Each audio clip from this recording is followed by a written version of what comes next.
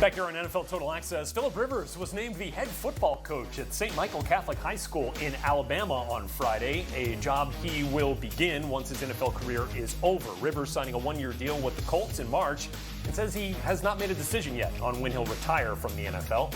Here's an emotional Philip Rivers from Friday. I've lived my childhood dream. I've had two childhood dreams, and one was playing NFL, and I've been able to do that now going into my 17th season and still love that and excited to carry on that dream. And the other is to be a high school football coach, as my dad did. So it's an exciting day. I mean, it really is. I'm going, wow, how blessed am I to be able to live both of those out. While the Baltimore Ravens ended up with the easiest strength of schedule for the entire season, if you look at the first 8 games of the year, the following teams could be in line for a fast start. The Dallas Cowboys among them, registering the 3rd easiest first half schedule. Jane Slater now with more on the entirety of the 2020 regular season for the Cowboys. Well, like the draft and getting CeeDee Lamb to fall to them at 17 and Andy Dalton as a really good insurance policy at quarterback, how about this schedule, Cowboys fans? Considered one of the top 5 easiest in the league, no, they are not playing the Giants to open up week 1, something I know you guys have come to expect. Instead, they travel to Los Angeles to take on the Rams at SoFi Stadium, something Jerry Jones certainly had a hand in.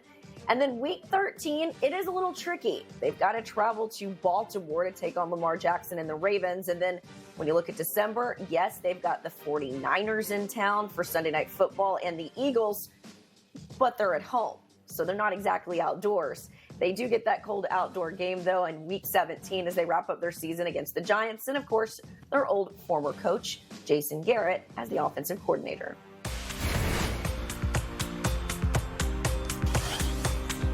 Okay, well, the Cowboys open the season opening up the new SoFi Stadium in Los Angeles with a matchup against the Rams, one that will feature 2 2016 draft classmates at quarterback. Number 1 overall pick Jared Goff, who has received a contract extension from L.A., and 4th-round pick that year Dak Prescott, currently slated to play this year on the franchise tag. And one of the headlines of the Dallas defense is ready to make a headline in Week 1. DeMarcus Lawrence posting this message, guess we got to spoil the opening of that shiny new stadium in L.A., a debut Rams head coach Sean McVay talked about with Rich Eisen on Thursday's schedule release special. Good to see the coach of the Rams. Your thoughts on the schedule?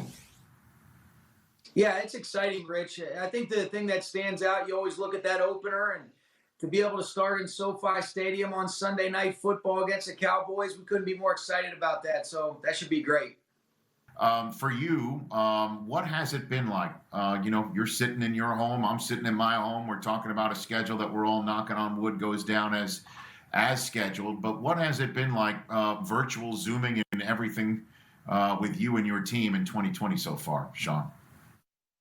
Yeah, it's really the last couple of weeks have been good because you're at least seeing the players' faces again. You're having some form of interaction. Obviously, it's not exactly what we would prefer, but given the circumstances, I think it's just been great to be able to connect with the guys in any form or fashion, talk a little football, try to get, some sense of normalcy. But, we're navigating through this virtual off season. It's Zoom calls, it's Microsoft Teams. So trying to become an expert at all this technology. Well, this Rams team will look quite different in 2020. Big names and big contributors on both offense and defense departing this offseason, including Todd Gurley and Brandon Cooks from LA's 7th-ranked total offense a year ago. Steve Wyche and Michael Robinson back here with me now. And Imrob, you might remember our Mike Silver did a piece on the Rams when they were eliminated from the playoffs a year ago that included a text from Sean McVay in which he said, "I promise this will only serve to drive an absolute maniac in me to be better." So, Imrob, we know the motivation will be there for Sean McVay, but what do you view as his biggest challenge in getting the Rams back to the postseason?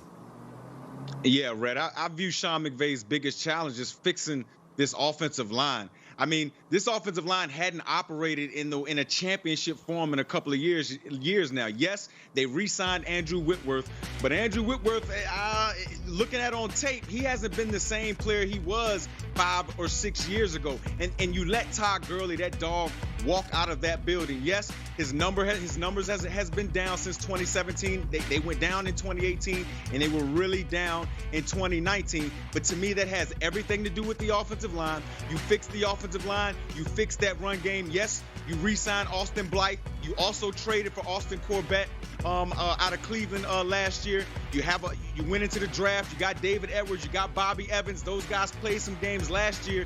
But it just seems like Sean McVay and the offensive staff, they're throwing the ball a little bit more. Is it because that their quarterback is now making all that money? I don't know. To me, you have to get back to what served you well and what had your offense playing at a very high level. That's running the football and having play action coming off of running the football. Sean McVay, you have to get back to that if you want this team to go far in the playoffs. Yeah, Mike, and you saw them last year go to a lot of 2 tight end sets, more than McVay used to help out that offensive line. But, Mike, come on. You've got to go to the defensive side of the ball. They lost their entire starting linebacking core. Clay Matthews, Dante Fowler, and Corey Littleton on the inside, who was probably the most productive of the 3 who are gone. That is a huge loss. They've got a new defensive coordinator in Brandon Staley, so right now they're not able to get the on-the-field transition from the coaching to the players. Let's also not forget they lost nickel corner Nickel Roby-Coleman. He's a heck of a player. Now, the Rams think they've got a lot of depth on defense and a lot of flexible players, guys like Taylor Rapp who can move around at safety, but they've got some issues on that defense they've got to work through. But getting after the quarterback, again, losing someone like Dante Fowler, that is an absolute big blow. But the biggest thing that could happen to the Rams this year, last year they were the hunted for the first time. Now they're back to being the hunters.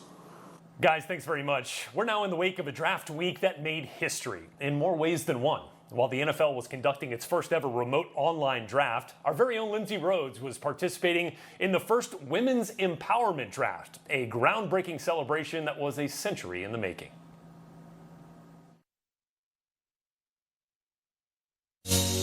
On April 23rd, draft history was made with a very different cast of characters. So Cincinnati, Gina, I'll pass it to you. With the first pick, Cincinnati honors Doris Day. Houston honors Selena. San Francisco honors Dolores Herta. Art Force 5, a student organization from Alfred University, channeled the 2020 NFL Draft to honor 32 iconic American women. The result, the first annual Women's Empowerment Draft.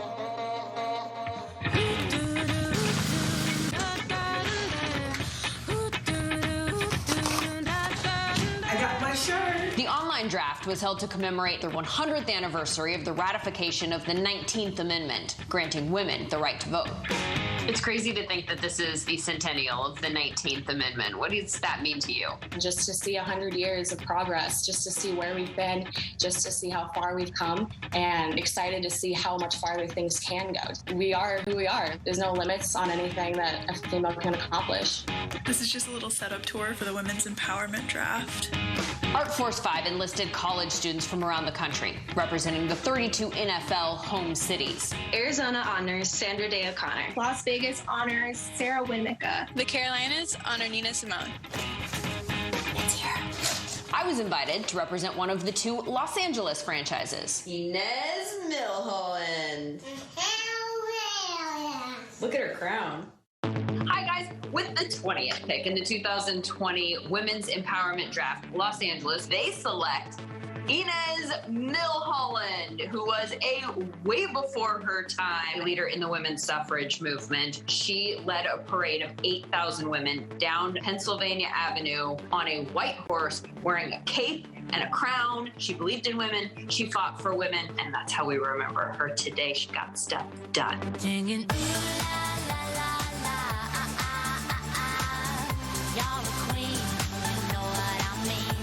We're here in Baltimore, Maryland to pay tribute to Harriet Tubman. I think think it's amazing to honor women in a way that parallels to something we all know, like sports, right? It's in everyone's lives. Looking at the women who are making breakthroughs in the NFL, all of these women have been proving people wrong. For any young women watching, I hope that they feel a sense of pride in being a woman, and I also hope that they feel inspired to fight for the causes that they believe in. I think we're their wildest dreams. I don't think they could even imagine where we are today. And I think they would be proud of the progress that we've made, but I think they wouldn't want us to stop where we are. The possibilities are endless, and we have so much more to do. For more information and to watch the full women's empowerment draft, you can visit artforce5.com. Still to come here on NFL Total Access, who can forget Week 17 last year? 22 seconds, 3 downs, and 1/2 of 1 yard is all that separates the Seahawks from